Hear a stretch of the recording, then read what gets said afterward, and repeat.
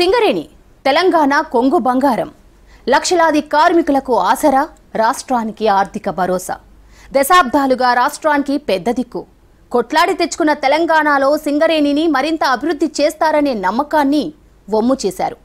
తమకు నచ్చినట్టు చేసి సంస్థని ఆగం చేశారు.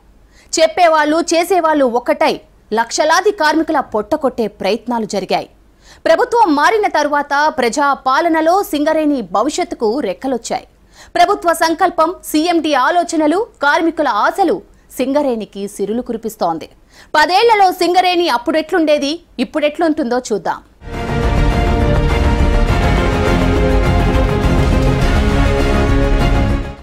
సింగరేణి తెలంగాణ సిరుల తల్లి. శతాబ్ద కాలంగా నల్ల బంగారంతో దేశంలో వెలుగులు నింపుతూ ఇటు రాష్ట్రంలోనూ లక్షలాది కుటుంబాలకు పెద్ద దిక్కుగా మారింది. ఎన్నో ఆటుపోట్లకు ఎదురేది ముందుకు సాగిన ఈ సంస్థ మనుగడ ముప్పు నుంచి బయటపడి ఇప్పుడిప్పుడే ఊపిరి పీల్చుకుంటోంది. సింగరేణి ఎదుర్కొన్న సవాళ్లేంటి, కాపాడుకోవాల్సిన పరిస్థితి ఎందుకొచ్చిందో చూద్దాం.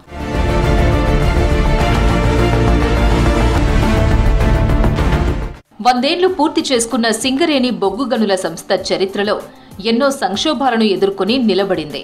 గతంలో దివాలా అంచుకుపోయి బయటపడ్డ సింగరేణి దశాబ్ద కాలంలో మనుగడ సవాల్ను ఎదుర్కొంది.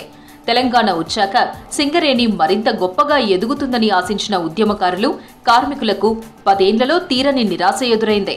సర్కార్ నుంచే భారీ బకాయిలతో పాటు విస్తరణకు తగిన గనులు లేక భవిష్యత్తే సంక్షోభంలో పడింది.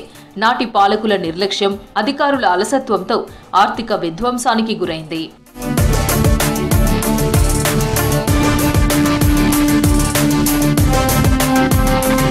ఉమ్మడి రాష్ట్రంలో రకరకాల కారణాలతో సింగరేణి ఆర్థిక ఇబ్బందుల పాలైంది. ఈ మట్టి నుంచే ఎదిగిన కాకా వెంకటస్వామి నాటి కేంద్ర మంత్రిగా చొరవ తీసుకుని కేంద్రంతో సింగరేణికి లోన్ ఇప్పించారు. దీంతో సంస్థ నిలబడడంతో పాటు కార్మిక కుటుంబాలకు భద్రత దొరికింది. విచిత్రంగా సొంత రాష్ట్రం సాధించుకున్నాక మన పాలకుల నిర్వాకంతో సింగరేణి అంతకు మించిన సంక్షోభాన్ని ఎదుర్కొంది. నిధుల దుర్వినియోగం, పేరుకుపోయిన బకాయిలు, కొత్త గనులు రాకుండా రాజకీయ అడ్డంకులతో సంస్థను దెబ్బతీసే ప్రయత్నాలు జరిగాయి.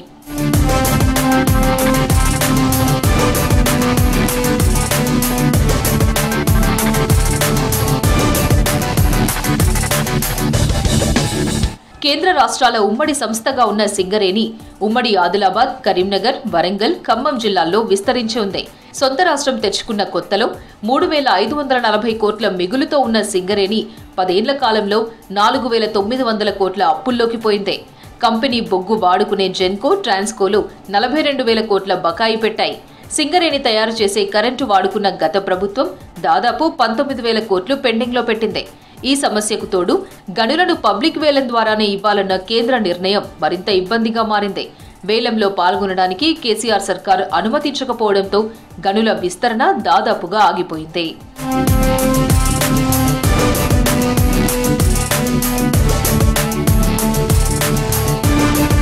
ఒకప్పుడు 76 భూగర్భ గనులు 1,20,000 మంది కార్మికులతో కలకలలాడేది. బొగ్గు నిక్షేపాలు నిండుకుంటుండడం, కొన్ని గనుల్లో గ్యాస్ బయటకు వస్తుండడంతో మూసివేశారు. రాష్ట్రం ఏర్పడే నాటికి సింగరేణికి 52 బొగ్గు గనులు, 63,000 మంది రెగ్యులర్ కార్మికులు ఉండేవారు. 10 ఏళ్ల కాలంలో కొన్ని మూతపడడంతో గనుల సంఖ్య పడిపోయింది. దీంతో రెగ్యులర్ కార్మికుల సంఖ్య కూడా 3వ వంతు తగ్గిపోయింది. ప్రస్తుతం సింగరేణిలో 28 భూగర్భ గనులు, 18 ఓపెన్ కాస్ట్ గనుల్లో దాదాపు 40,000 మంది పర్మనెంట్ కార్మికులకు పరిమితమైంది. మరో 35,000 మంది కాంట్రాక్టు కార్మికులు ఉన్నారు. పరోక్షంగా మరో 1,00,000 మందికి సంస్థ వల్ల ఉపాధి దొరుకుతోంది.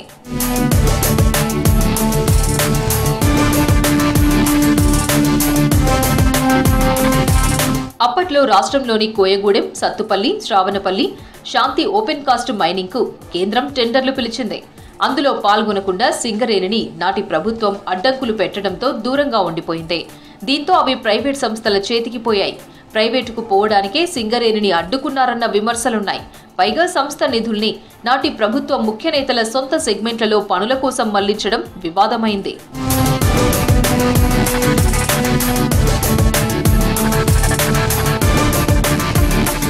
తెలంగాణ వచ్చాక 2016 మేలో కేంద్రం సింగరేణికి ఒరిస్సాలోని నైనీ బొగ్గు గనిని కేటాయించింది. మైనింగ్ రంగంలో 100 ఏళ్ల చరిత్ర ఉన్న అప్పటి వరకు రాష్ట్రం బయట సింగరేణికి గనులు లేవు. మొదటిసారిగా రాష్ట్రం బయట అడుగుపెట్టి గనుల రంగంలో విస్తరణకు అవకాశం దొరికింది. కానీ నాటి సర్కార్ సంస్థను సమస్యల్లో నెట్టడం, కోల్ మైన్ పనులు మొదలు పెట్టడానికి వీలుగా ఒరిస్సా సర్కార్తో సంప్రదింపులకు చొరవ చూపించలేదు. ఆ తర్వాత కొత్త గనులు రాకపోగా ఉన్నది కూడా తవ్వుకోలేని దుస్థితిని సింగరేణి ఎదుర్కొంది.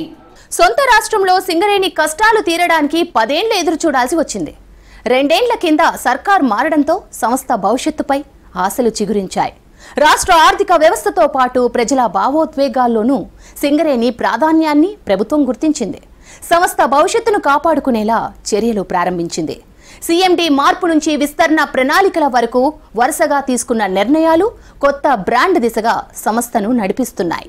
2 ఏళ్ల కింద రాష్ట్రంలో సర్కారు మారగానే ముందుగా తీసుకున్న నిర్ణయం సింగరేణి సంస్థ సీఎండీని మార్చడం.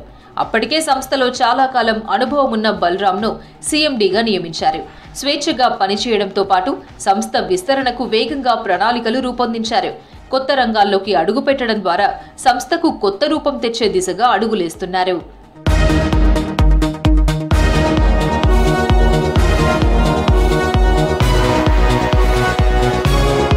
బొగ్గు గనులు తగ్గిపోవడం, కొత్త బ్లాక్స్ కు అవకాశాలు తక్కువగా ఉండడంతో కొత్త ఆలోచనలు చేస్తోంది సింగరేణి సంస్థ. పర్యావరణ పరిరక్షణకు ప్రాధాన్యమిస్తూ క్రమంగా థర్మల్ విద్యుత్కు ప్రత్యామ్నాయాలపై దృష్టి పెట్టింది. సోలార్ పవర్, గ్రీన్ ఎనర్జీలో అడుగుపెట్టింది. సింగరేణి గ్రీన్ ఎనర్జీ లిమిటెడ్ పేరుతో సోలార్ పంప్డ్ స్టోరేజ్ ప్లాంట్లు ఏర్పాటు చేస్తోంది. తెలంగాణకే పరిమితం కాకుండా వ్యాపార పరిధిని ఇతర రాష్ట్రాలకు విస్తరిస్తోంది.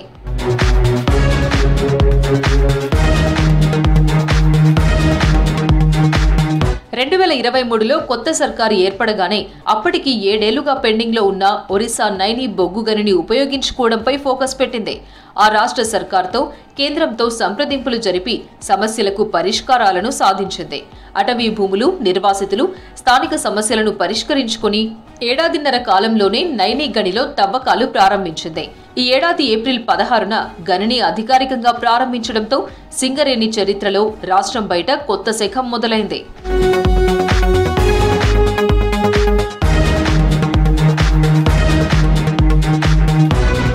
నైని చేరికతో బొగ్గు ఉత్పత్తిలో సింగరేణి ఏడాది లక్ష్యాన్ని చేరుకోవడం సాధ్యం కానుంది. ఈ గనిలో ఏడాదికి 1 కోటి టన్నుల బొగ్గు వస్తుందని అంచనా. ఇందులో 38 ఏళ్ల పాటు తవ్వుకునే బొగ్గు నిల్వలున్నాయి. తెలంగాణలో ఉన్న ఓపెన్ కాస్ట్ గనులు చిన్నవి కావడంతో సింగరేణికి నైని గని అతిపెద్ద ఓపెన్ కాస్ట్ గనిగా నిలవనుంది. ఇతర గనులతో పోలిస్తే నైనిలో బొగ్గు తవ్వకం ఖర్చు తక్కువ కావడం సింగరేణికి కలిసొస్తోంది. మరోవైపు ఇతర రాష్ట్రాల్లో థర్మల్, సోలార్ ప్లాంట్ల ఏర్పాటుకు, బొగ్గు, ఇతర ఖనిజాల అన్వేషణకు ప్రయత్నాలు ముమ్మరం చేసింది సింగరేణి సంస్థ. ఈ ప్రయత్నాల్లో ఇటీవల మరో మైలురాయిని అందుకుంది. కర్ణాటకలోని దేవదుర్గ్లో బంగారు, రాగి గనుల అన్వేషణ లైసెన్స్ దక్కించుకుంది. బొగ్గు కాకుండా ఇతర ఖనిజాల అన్వేషణ చేయడం కూడా సింగరేణికి ఇదే మొదటిసారి. కానీ ఖనిజ తవ్వకాల్లో సింగరేణికి ఉన్న తిరుగులేని అనుభవం ఈ సంస్థ ప్రత్యేకత. దేవదుర్గ్ మైనింగ్లో అన్వేషణ తర్వాత జరిగే బంగారం, రాగి ఉత్పత్తిలో కర్ణాటక సర్కార్కు పోయే రాయల్టీలో సింగరేణికి 37.75% దక్కనుంది. ఈ గనుల్లో తవ్వకాలు ఎవరు చేసినా అవి పనిచేసినంత కాలం సింగరేణికి రాయల్టీ వస్తూనే ఉంటుంది. దీంతో భవిష్యత్తుకు, ఆదాయానికి ఇంకింత భరోసా వచ్చింది.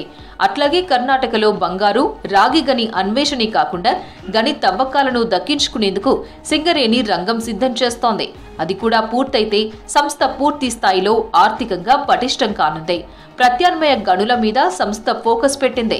క్రిటికల్ మినరల్ రంగంలో ఇప్పటికే 2 ఏజెన్సీలతో ఒప్పందం చేసుకుంది. వాటితో కలిసి దీనిపై స్టడీ చేస్తోంది.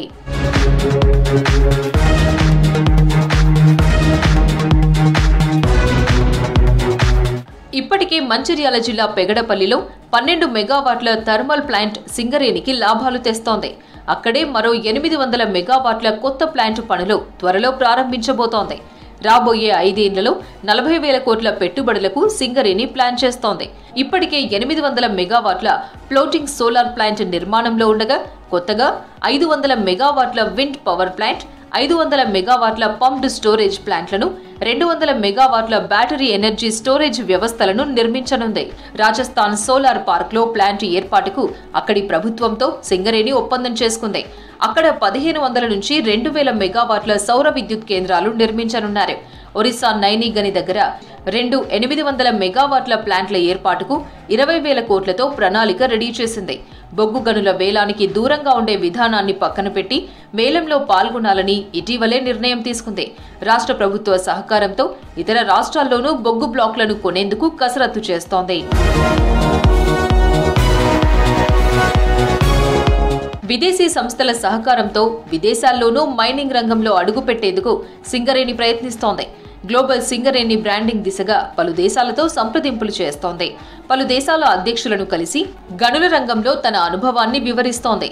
ఇటీవల ఘనా దేశానికి చెందిన స్టాండర్డ్స్ కమిషన్ చైర్మన్ బృందం రాష్ట్రానికి వచ్చి సింగరేణి అధికారులతో చర్చలు జరిపింది.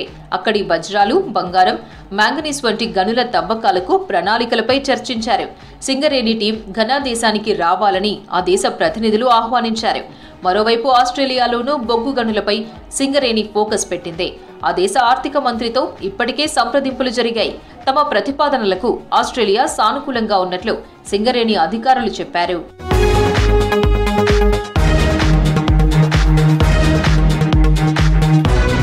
సింగరేణి విస్తరణకు అసలైన సవాల్ నిధుల సమీకరణ. లాభాలు ఉన్న 10 ఏళ్లుగా పెండింగ్ బకాయిలు ఇబ్బందిగా మారాయి. మరోవైపు అండర్ గ్రౌండ్ మైనింగ్ తో బొగ్గు ఉత్పత్తి ఖర్చు పెరగడంతో పాటు కార్మికులకు భద్రతా సమస్యలు తలెత్తుతున్నాయి. బకాయిలపై సంస్థలు సంప్రదింపుల ద్వారా రాబట్టుకునే ప్రయత్నం చేస్తోంది యాజమాన్యం. కార్మికులకు లాభాల్లో వాటా పెంచుకుంటూనే పెట్టుబడులకు కొంత భాగాన్ని కేటాయించడంతో భవిష్యత్తు విస్తరణకు మార్గం ఏర్పడినట్లయింది. విస్తరణలో భాగంగా కొత్తగా 2 లిస్టెడ్ కంపెనీల ఏర్పాటుకు సింగరేణి పాలక మండలి ఆమోదించింది. విదేశాల్లో గనుల కోసం Singareni global limited, solar, wind, pumped storage power కోసం సింగరేణి గ్రీన్ ఎనర్జీ సంస్థలను ఏర్పాటు చేయనుంది. దీనికి రాష్ట్ర సర్కార్ అనుమతి రాగానే వీటిని స్టాక్ ఎక్స్చేంజ్ల్లో లిస్ట్ చేసి నిధులు సమీకరించడానికి అవకాశం ఉంటుంది. దీంతో పెట్టుబడి సమస్య తీరడంతో పాటు సంస్థ విస్తరణకు బాటపడనుంది. సింగరేణి సంస్థ కార్మిక సంక్షేమానికి ప్రాధాన్యాన్ని పెంచుకుంటూ వస్తోంది. ప్రభుత్వ సహకారంతో ఏటా దసరాకు లాభాల్లో వాటాను పెంచుతోంది. నిజానికి చాలా సంస్థల్లో లాభాలు వచ్చినప్పుడు బోనస్ ఇచ్చే విధానం ఉంది. కానీ బోనస్ ఇస్తూనే ప్రత్యేకంగా లాభాల్లో 3వ వంతును కార్మికులకు పంచే ప్రత్యేకత సింగరేణికి మాత్రమే దక్కింది. సంస్థలో కాంట్రాక్టు కార్మికులు కూడా ఎక్కువగా ఉండడంతో వారికి కూడా కొంత మొత్తం ఇవ్వాలని గతేడాది ప్రభుత్వం నిర్ణయించింది.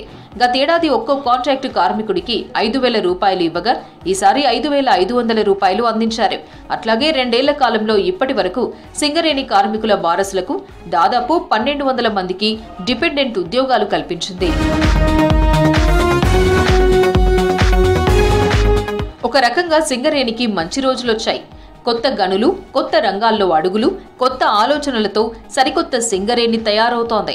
భారత కార్పొరేట్లు అంతర్జాతీయ స్థాయికి ఎదిగిన కాలంలో మన నేల నుంచి 100 ఏళ్ల చరిత్ర ఉన్న ప్రభుత్వ రంగ సంస్థ గ్లోబల్ స్థాయికి ఎదిగే దిశగా అడుగులేస్తుండడం రాష్ట్రానికి గర్వకారణంగా మారింది.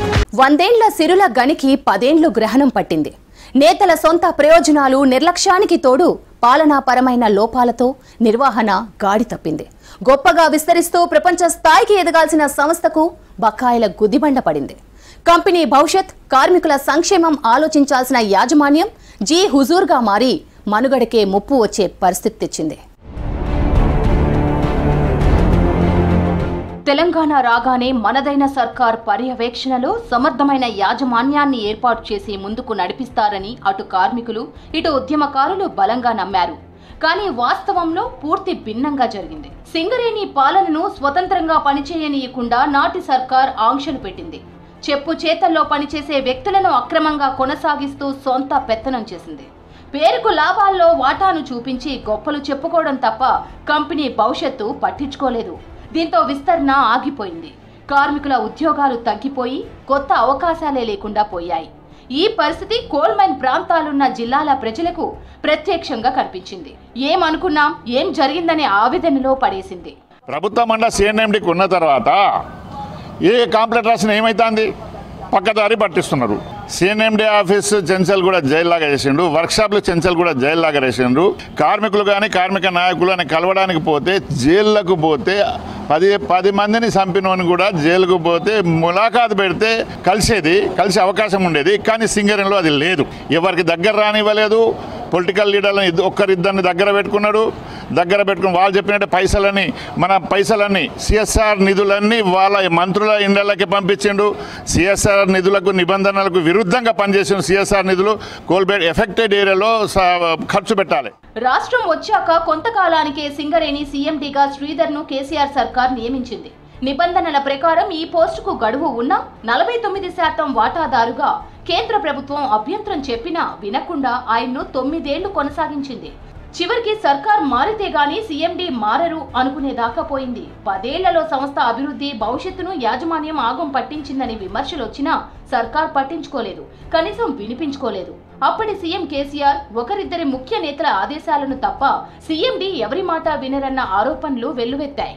గతంలో టీఆర్ఎస్ ప్రభుత్వం ఉన్నప్పుడు కూడా మా నిధులన్నీ తీసుకుపోయి సిద్దిపేట శ్మశాన వాటికి కానీ, పాత బస్తీకి కానీ, సిద్దిపేటకు కానీ, మహబూబ్ నగర్ కానీ, సింగరేణియేతర ప్రాంతాలకు లైటింగ్ వ్యవస్థకు కానీ, డ్రైనేజ్ సిస్టమ్ కానీ, వెల్ఫేర్కి సంబంధించిన అన్నిటి మీద ఖర్చు పెట్టిండ్రు. కోల్ థర్డ్ శాంప్లింగ్ అని చెప్పేసి దానిలో కూడా పెద్ద ఎత్తున కుంభకోణం జరిగింది. కోల్ ట్రాన్స్పోర్టేషన్లో కూడా పెద్ద ఎత్తున కుంభకోణం జరిగింది. బొగ్గు బకాయిలు, విద్యుత్ బకాయిలు ఏవైతే ఉన్నాయో ఇప్పుడు 42,000 కోట్లకు చేరుకున్నది. టీఆర్ఎస్ ప్రభుత్వం ఉండగా 27,000 కోట్లకు ఉండే, ఇవాళ 42,000 కోట్ల రూపాయలు రాష్ట్ర ప్రభుత్వం పరిధిలో పెట్టుకొని ఒక్క నయా పైసా ఇవ్వకుండా ఇలా కార్మికులకు సంబంధించిన జీతభత్యాలు కావాలన్నా. కేసీఆర్ అధికారంలోకి వచ్చిన 6 నెలల తర్వాత 2015 జనవరి 1న ఐఏఎస్ శ్రీధర్ను సింగరేణి సీఎండీగా నియమించారు. అప్పటి నుంచి 2023లో ప్రభుత్వం మారేంత వరకు ఆయనే సీఎండీగా కొనసాగారు. ఏళ్ల తరబడి కోల్ బెల్ట్ కాంట్రాక్టుల్లో ఉద్యోగ నియామకాల్లో అక్రమాలు జరిగాయని కార్మిక సంఘాలు అప్పట్లోనే లేవనెత్తాయి. శ్రీరాంపూర్, కోయగూడెం ఓసీపీల్లో 100 కోట్ల డీజిల్ కుంభకోణం, మెడికల్ అండ్ ఫిట్ కేసుల్లో భారీగా వసూళ్లు జరిగినా చర్యలు తీసుకోలేదన్న విమర్శలు ఉన్నాయి. ఇసుక ఫీల్డింగ్, బొగ్గు రవాణా, డీజిల్ వాడకం, సామాన్ల కొనుగోళ్లపైన తీవ్రమైన ఆరోపణలు వచ్చాయి. స్కామ్ చేసిన వాళ్లకు మెమోలు ఇవ్వడం తప్ప చర్యలు తీసుకోలేదు. అవసరం లేకుండా బొగ్గు బ్లాకుల్లో కొందరు రిటైర్డ్ అధికారులను సలహాదారులుగా నియమించడంతో కోట్లల్లో నిధుల దుబారా జరిగింది. ఇవన్నీ అప్పటి ప్రభుత్వ పెద్దల ప్రమేయంతోనే జరిగాయి.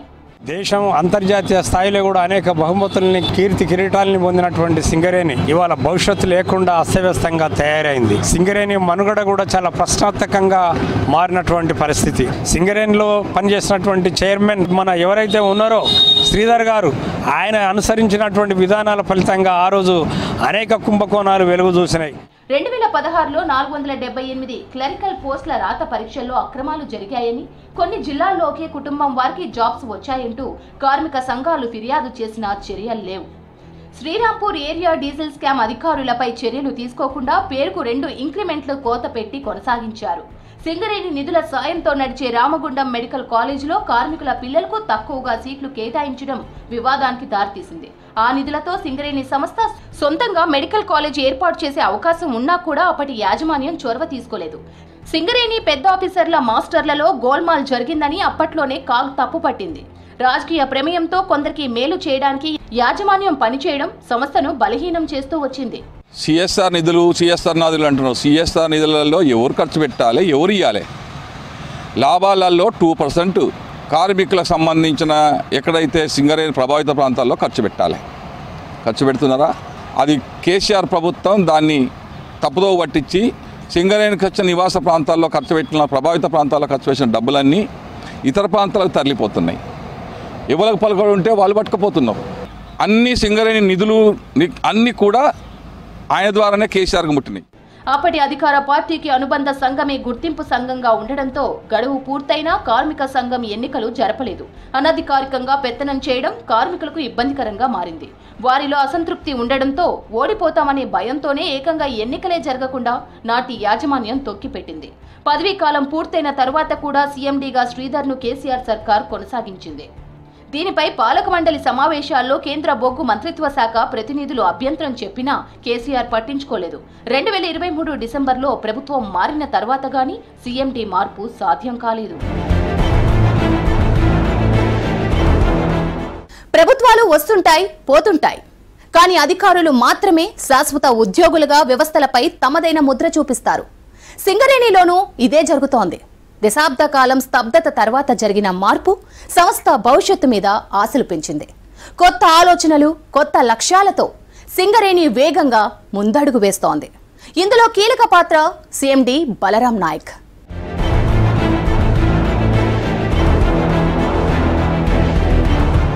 రాష్ట్రంలో కాంగ్రెస్ సర్కార్ రాగానే సింగరేణి కంపెనీ కొత్త సీఎండీగా బలరాం నాయక్ ను నియమించింది. మేనేజ్మెంట్ మార్పు తర్వాత సంస్థలో జరుగుతున్న మార్పులు, పడుతున్న అడుగులు చూసి కార్మికులే ఆశ్చర్యపోతున్నారు. సర్కార్ మారగానే తొలి అడుగు మొదట 441 డిపెండెంట్ ఉద్యోగాలు అందించింది. తర్వాత మరో 615 మంది సింగరేణి వారసులకు కారుణ్య నియామకాలు కల్పించింది. ఏడాదిలోగా దాదాపుగా 1200 మందికి వారసత్వ విధానంలో పర్మనెంట్ ఉద్యోగాలిచ్చారు. మా ప్రభుత్వం కాంగ్రెస్ పార్టీ మేమందరం మా ఉద్యోగాల కోసం కాదు, మీ ఉద్యోగ నియామకాల కోసం మేము తాపత్రయపడుతున్నాము. మిమ్మల్ని నిజమైన కార్మికుల్ని, నిజమైన నిరుద్యోగుల్ని వాళ్ళ ఉద్యోగ నియామకాలలో వాళ్ళని నియమించినప్పుడే నిజమైన ఇందిరమ్మ రాజ్యం వచ్చినట్టు. ఈరోజు దాదాపు 441 మందికి సింగరేణిలో ఈ ఉద్యోగ నియామక పత్రాలను అందిస్తూ మీ అందరి జీవితాల్లో వెలుగు నింపడం కోసం ఈనాటి ఈ కార్యక్రమం మొదలైందని కూడా ఈ సందర్భంగా మనం చేస్తా ఉన్నాం. సింగరేణి గని అంటే ఒకప్పుడు ఉద్యోగాల గని అనేవాళ్ళు. ఈ ప్రాంతంలో ప్రభుత్వ రంగ సంస్థ ద్వారా స్థానికులకి పెద్ద ఎత్తున ఉద్యోగ అవకాశాలు కలిగేటువంటి ఉన్నటువంటి ఏకైక ప్రభుత్వ రంగ సంస్థ సింగరేణి సంస్థ. బలరాం సీఎండీగా వచ్చాక సంస్థలను గాడిన పెట్టే పనిలో పడ్డారు. ఒరిస్సాలో నైని కోల్ మైన్ పని మొదలు పెట్టడంతో పాటు ఇతర రాష్ట్రాల్లోనూ గనుల కోసం అన్ని ప్రయత్నాలు ప్రారంభించారు. ఇటు సంస్థ విస్తరణకు ఉన్న అన్ని అవకాశాలను ఉపయోగించుకోవడంతో పాటు ఇటు కార్మిక సంక్షేమానికి, సామాజిక కార్యక్రమాలతో ప్రజలకు, పర్యావరణానికి మేలు చేసేలా చర్యలు తీసుకుంటున్నారు. థర్మల్తో పాటు సోలార్, జల విద్యుత్ ప్లాంట్లకు ప్రణాళికలు వేస్తూనే క్రిటికల్ మినరల్ గనుల దిశగాను సింగరేణి నడిపిస్తున్నారు. ఒక 8-9 ఏళ్ల నుంచి ఒక స్తబ్దత ఉండింది. స్తబ్దత ఉండి కార్మికులు కానీ, అధికారులు కానీ, బొగ్గులు గనులు రావు, సింగరేణి లైఫ్ ఏంది, ఇంకా ఎంప్లాయ్మెంట్ ప్రొవైడ్ చేయలేము, అంతేనా, ఇంకేమైనా గ్రోత్ లేదా, అలాంటి భయానక పరిస్థితులు ఉండే. దాన్ని పటాపంచలు చేసేసేసి ఇప్పుడు కోల్ బ్లాక్లో పార్టిసిపేట్ చేస్తామని అనుకున్నాము. కోల్ బ్లాకే కాదు, నేను ఒక సీఎండీగా ఉన్నానంటే అటు ప్రభుత్వము, ముఖ్యమంత్రి వర్యులు, డిప్యూటీ సీఎం గారు అంటే ప్రజలు కూడా ఒక అధికారం నుంచి కోరుకునేటివి ఒక సంస్థ గొప్పగా అభివృద్ధికి వెళ్ళాలి. అండ్ ఆ కంపెనీ గురించి ఈరోజు ఒక ఏడాదో 2 ఏడాది కాకుండా ఒక 100 సంవత్సరాలు ఆలోచించే వ్యక్తి ఉండాలని ఎప్పుడైనా అనుకుంటారు. నేను కూడా ఈ సీట్కి న్యాయం చేయాలనే ఉద్దేశంతో నైని మొన్ననే మనము ఏప్రిల్లో ప్రారంభించుకున్నాము. నైని కోల్ బ్లాక్ని. అది కూడా దాదాపు 9-10 ఏళ్ళ నుంచి పెండింగ్లో ఉండింది. ఓబీ తీసాము, కోల్ ప్రొడక్షన్ కూడా స్టార్ట్ అయిపోతుంది. దానికి మంచి డిమాండ్ ఉంది. సమర్థుడైన అధికారికి బాధ్యతలు అప్పగించడం సంస్థ పనితీరును మార్చేసింది. ప్రభుత్వంతో పాటు ఇతర సంస్థల నుంచి రావాల్సిన బకాయిలపై కొత్త సీఎండీ దృష్టి పెట్టారు. అండ్ గ్రౌండ్ గనుల్లో లాభాలు లేకుండా ఇతర మార్గాల్లో ఆదాయాన్ని కాపాడుకుంటూ లాభాలు పెంచడంపై దృష్టి పెట్టారు. ఏటా కార్మికులకు లాభాల వాటా పెంచే సంప్రదాయాన్ని కొనసాగించడంతో పాటు మొదటిసారిగా సంస్థ భవిష్యత్తు కోసం పెట్టుబడులకు కేటాయింపులు చేయడం విశేషం. బొగ్గు డిమాండ్ తగ్గుతుంది. బొగ్గు అనేది 2070 తర్వాత ఉండదు అంటున్నారు. థర్మల్ పవర్ని నెక్స్ట్ వచ్చే 10 ఏళ్లలో 50% ఉంది. ఈరోజు 60-70% ఉంది. మిగతాది సోలార్ నుంచి వస్తుంది, విండ్ నుంచి కొంత వస్తుంది, ఆ తర్వాత న్యూక్లియర్ ఎనర్జీ నుంచి మనకు వస్తున్నాయి, కొంత బయోగ్యాస్ కావచ్చు. ఇది highest priority we are going to give for solar. దాంతోపాటు గ్రీన్ ఎనర్జీ, కార్బన్ క్రెడిట్ వస్తుంది. ఆ తర్వాత దేశంలో ఈ డిమాండ్ పెరుగుతూనే ఉంది కాబట్టి ఒక 5000 మెగావాట్ల దాకా వెళ్తే మనమే పెట్టుబడి పెట్టేది సోలార్లో. దాని ద్వారా నెలకి సంవత్సరానికి ఒక 200-300 కోట్ల లాభం వచ్చే అవకాశం ఉంది. ఇటు సంస్థను కాపాడుకోవడంతో పాటు రిస్క్ తో కూడిన గని పనిలో కార్మికులకు భరోసా ఇచ్చేలా చర్యలు ప్రారంభించారు. అత్యంత విలువైన కార్మికుల ప్రాణాలు పోతే వారి కుటుంబాలకు ఆసరా ఉండేలా ₹1 కోటి బీమా అమలు ప్రారంభించారు. ఇట్లాంటి భరోసా సింగరేణి చరిత్రలోనే మొదటిసారి. బలరాం గారు యూనియన్ బ్యాంక్ ఆఫ్ ఇండియా నుంచి శ్రీ కారే భాస్కర్ రావు గారు ఈ ఒప్పంద పత్రాలపైన రాష్ట్ర ముఖ్యమంత్రి వర్యులు, ఉప ముఖ్యమంత్రి వర్యులు మరియు మంత్రులు, ఎమ్మెల్యేల సమక్షంలో సంతకాలు చేస్తున్నారు. రాష్ట్ర ప్రభుత్వం యొక్క దిశానిర్దేశంలో ఈ వినూత్నమైన ₹1 కోటి ఇన్సూరెన్స్ పథకాన్ని ప్రారంభించడం మా సంస్థకు ఎంతో సంతోషకరం. పేద కుటుంబంలో పుట్టి చదువు కోసం కూలి పని చేస్తూ స్వయంగా సివిల్స్ వరకు ఎదిగిన అనుభవంతో బలరాం యువతను ప్రోత్సహించేందుకు కొత్త ఆలోచనలు చేస్తున్నారు. సింగరేణి సాయంతో ప్రభుత్వం రాజీవ్ గాంధీ సివిల్స్ అభయహస్తం స్కీమ్ మొదలుపెట్టింది. ఈ పథకం కింద సివిల్స్ ప్రిలిమ్స్, ఇంటర్వ్యూలకు ఎంపికైన అభ్యర్థులకు వేరువేరుగా ఆర్థిక సాయం అందిస్తున్నారు. సింగరేణి ఈసారి రెండో ఏడాది 202 మంది ప్రిలిమ్స్ క్వాలిఫైడ్ అభ్యర్థులకు 1,00,000 సాయం అందించింది. వారిలో 43 మంది రాష్ట్ర యువత ఇంటర్వ్యూలకు ఎంపిక కావడం సంస్థ గౌరవాన్ని పెంచింది. ఇంటర్వ్యూ క్వాలిఫై అయిన వారికి మరో 1,00,000 సాయం అందించనుంది. వారిని తీర్చిదిద్దడానికి మాక్ ఇంటర్వ్యూలు నిర్వహించడంతో పాటు ఇంటర్వ్యూ కోసం ఢిల్లీలో వసతి సౌకర్యం కల్పిస్తామని భరోసా ఇచ్చింది. తొలి ఏడాది 140 మంది ప్రిలిమ్స్ అభ్యర్థులకు 1,00,000 ఆర్థిక సాయం అందించగా వారిలోనూ 20 మంది ఇంటర్వ్యూలకు ఎంపికయ్యారు. ఈరోజు సివిల్స్కు ప్రిపేర్ అయ్యే సందర్భంలో వాళ్ళు ఢిల్లీ లాంటి నగరాలకు వెళ్ళి ఉండడమే కష్టం, అందులో ఖర్చులు భరించాలంటే కూడా ఇబ్బంది అవుతుంది. కాబట్టి సింగరేణి సంస్థ నుంచి ఆర్థిక సహాయాన్ని అందించాలని మొదటి విడత 1,00,000 రూపాయలు ఒక్కొక్కరికి. 1,00,000 రూపాయలు సరిపోతాయంటే ఒకవేళ సరిపోకపోవచ్చు. కాకపోతే ప్రభుత్వము మాకు అండగా నిలబడ్డది, ప్రభుత్వం మమ్మల్ని ఆదుకుంటుంది అని ఒక మీలో ఆత్మవిశ్వాసాన్ని పెంచడం కోసం ఈ కార్యక్రమం చేపట్టడం జరిగింది. అక్కడి నుంచి మెయిన్స్కి ఎంపికైన వాళ్ళు కానీ మెయిన్స్ నుంచి ఈరోజు ఇంటర్వ్యూలకు వెళ్తున్న వాళ్ళను కూడా ఒకసారి భుజం తట్టి మీ ఆత్మస్థైర్యాన్ని పెంచి ఢిల్లీకి వెళ్ళినప్పుడు చిన్న చిన్న ఆర్థికపరమైన ఇబ్బందులు మీకు కలగకుండా ఉండాలన్న ఆలోచనతోనే ఈరోజు ఈ 1,00,000 రూపాయలు నగదు మీకు ఇదొక బహుమతి. గనులే కాకుండా సంస్థ ఆదాయం పెంచుకునేందుకు కొత్త అవకాశాలను సింగరేణి సీఎండీ అన్వేషించారు. అందులో భాగంగానే సింగరేణి వ్యాప్తంగా 11 పెట్రోల్ బంకుల ఏర్పాటుకు హెచ్పీసీఎల్, బీపీసీఎల్ లాంటి సంస్థలతో ఒప్పందం చేసుకుంది. వీటిలో ఎలక్ట్రికల్ వాహనాల ఛార్జింగ్ సౌకర్యం ఏర్పాటుకు చర్యలు తీసుకుంది. త్వరలో మల్టీప్లెక్స్, షాపింగ్ కాంప్లెక్స్, రోడ్ల వెంట సింగరేణి స్థలాల్లో అద్దె షాపుల ఏర్పాటుకు ప్రణాళికలు వేస్తోంది. కోల్ మైనింగ్ చేసేది, మైనింగ్ అనేది ప్రతి ఒక్కటి మైనింగ్. మీరు చూసిన iron ore is mining, manganese mining, diamond is mining, gold is mining, ప్రతి ఒక్కటి మైనింగ్. కాబట్టి ఎస్, మన అధికారులను కూడా కావాలంటే వేరే దానికి ట్రైనింగ్ ఇప్పించడము, ట్రైనింగ్ ఇప్పించేసి వాళ్ళని కూడా ఒక వారికి తర్ఫీదు ఇవ్వడం వల్ల డెఫినెట్లీ వాళ్ళు కూడా ఈ రంగాల్లో కూడా ఎక్సెల్ అయ్యేలాగా మనం చూస్తున్నాం. ఇప్పుడు మా సీఎం గారు, డిప్యూటీ సీఎం అంటారు, సింగరేణి సంస్థ ప్రపంచవ్యాప్తంగా ఉన్న గనులు ఇంపార్టెంట్ క్రిటికల్ మినరల్స్ ఏ ఉన్నాయి వాటి వైపు కూడా వెళ్ళమని చెప్పారు. ఆ పరంగా వెళ్ళేసేసి నెక్స్ట్ మనము సింగరేణి గ్రీన్ ఎనర్జీ అనే సబ్సిడీ ఒకటి మనము నెక్స్ట్ బోర్డులో తీసుకొచ్చేస్తున్నాము. దాంతోపాటు సింగరేణి గ్లోబల్ లిమిటెడ్ కూడా మనము ఫ్లోట్ చేసేసేసి ఈ ఉన్న ఆల్ ది మినరల్స్ నెక్స్ట్ 3 నెలలు చూడండి మీరు. ఇప్పటికి దేశంలో ఉన్న 4 రాష్ట్రాలు కాదు, ఇంకో 3-4 రాష్ట్రాల్లో కూడా మనం మైన్లు తీసుకుపోతున్నాం. మహిళా సాధికారత దిశగా సింగరేణి సంస్థలో మహిళలకు డిపెండెంట్ ఉద్యోగ అవకాశాలు కల్పించింది. సింగరేణిలో యువ కార్మికులకు చదువుకు తగ్గట్టుగా వివిధ విభాగాల్లో ప్రమోషన్లు ఇస్తూ యువ కార్మికులకు అవకాశాలు కల్పిస్తోంది. నిరుద్యోగులకు ఉద్యోగ ఉపాధి కల్పించేందుకు సీఎండీ బలరాం చొరవ తీసుకున్నారు. ప్రైవేట్ కంపెనీలతో వేరువేరు జిల్లాల్లో మెగా జాబ్ మేళాలు పెట్టించారు. దీంతో ఇప్పటి వరకు సుమారు 10,000 మందికి ప్రైవేటు ఉద్యోగాలు వచ్చాయి. ప్రకృతి విపత్తులు, వరదలు, ప్రమాదాలు జరిగినప్పుడు సింగరేణి రెస్క్యూ టీమ్స్ జాతీయ స్థాయిలో ప్రత్యేకత చాటుకుంటున్నాయి. ఎన్డీఆర్ఎఫ్ సిబ్బందికి సైతం శిక్షణ ఇస్తూ పలు సంస్థలకు ఆదర్శంగా నిలుస్తోంది సింగరేణి. ఇప్పుడు 70 మిలియన్ల నుంచి వచ్చే 5-6 ఏళ్లకు 100 మిలియన్ల బొగ్గు ఉత్పత్తి చేసే సామర్థ్యాన్ని మనం చేరుకుంటాము. బొగ్గే కాకుండా అటు సోలార్లో కూడా ఇప్పటికీ 500 మెగావాట్లు మనం పూర్తి చేసే దశలో ఉన్నాం సోలారు. అది కాకుండా మనం టార్గెట్ బేస్డ్ కాంపిటేటివ్ బిడ్డింగ్లో ఒక 2,000 నుంచి 5,000 మెగావాట్లు సోలార్ జనరేట్ చేస్తాము. మన దగ్గర క్యాష్ రిజర్వ్స్ ఉన్నాయి, డ్యూస్ వచ్చేట్టు ఉన్నాయి, అవి వసూలు చేసుకుంటాము. పెట్టుబడి పెడితే వాళ్ళు కూడా ఇస్తారు. Pumped storage hydro power plant పెడుతున్నాం. గత ఏడాది సీఎండీ బలరాం నాయక్ ప్రతిష్టాత్మక tree man of Telangana award వరించింది. సింగరేణి సంస్థను పర్యావరణ హిత సంస్థగా మార్చడమే కాకుండా సొంత చొరవతో గనుల ప్రాంతాల్లో 18,000కు పైగా మొక్కలు నాటించారు. దీంతో గనులు ఖాళీ అయిన జాగాల్లో 35 చిన్న అడవులను సింగరేణి సృష్టించింది. ఇవన్నీ 6 జిల్లాల్లో విస్తరించి ఉన్నాయి. సంస్థ బాగుంటేనే కార్మికులు బాగుంటారు. ఆలోచన బాగుంటేనే భవిష్యత్తు బాగుంటుంది. తమ సొంతం కోసం సంస్థనే ఆగం పట్టించిన నాటి పాలకులకు భిన్నంగా సింగరేణిని ముందుకు తీసుకెళ్తోంది రేవంత్ సర్కార్. గ్లోబల్ మార్కెట్లో సింగరేణి ముందుకెళ్తోంది. తనదైన మార్కుతో నయా బ్రాండ్ క్రియేట్ చేస్తోంది సింగరేణి.